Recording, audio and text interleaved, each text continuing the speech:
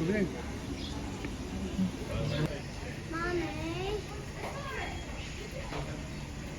try and mimic, but they are pretty good at sharing actually, these two.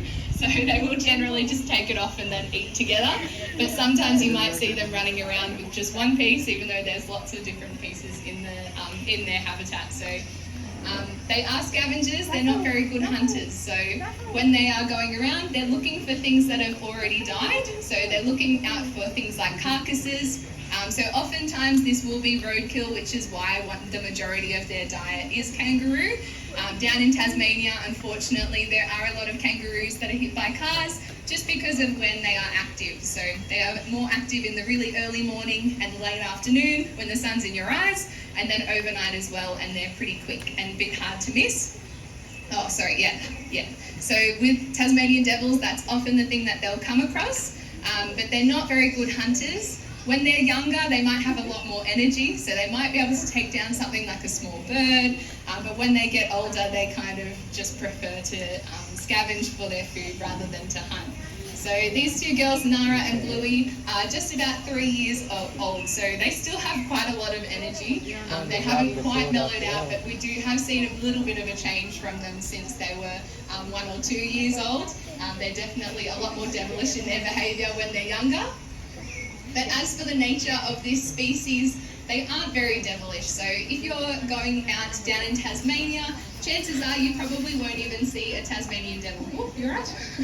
Chances are you won't see a Tassie devil because they are nocturnal. So they are more active overnight. But even if you do see them around, they will generally be a lot more shy and keep to themselves. So they're not an aggressive species. The reason why they got their name is because of the sounds they make, and also because of those little ears. So when they communicate to each other, it's a lot of yowling, a lot of yelling, some shrieks and things like that. They're very good climbers too. See if she can get it. Oh, so impressive, Nara. So that's Nara. She's given up. They are very good climbers generally, so that's why we like to present their food to them in ways that allows them that exercise and to allow them to use two little red horns. So that's also where they got their name from, but their personality is really quite sweet and quite lovely. The only times they will really try and act aggressively is if they feel threatened and if they're trying to make themselves look as big and scary as possible. They'll open up their mouth nice and wide and show all of those really sharp teeth, but otherwise they are generally really lovely to work with. So they're a really special animal. Unfortunately, we did almost lose the Tasmanian devil, so their populations did start to decrease for a while, mainly due to something called the devil facial tumour disease. So this is something that's shortened to DFTD, and what it is a contagious cancer that is spread through touch. So with Tasmanian devils, when they're coming together to feed or to breed, there's lots of biting and scratching involved and virus. And so what zoos across Australia did was to try and save the species by implementing a breed and release program. So some of this program was to breed an insurance population.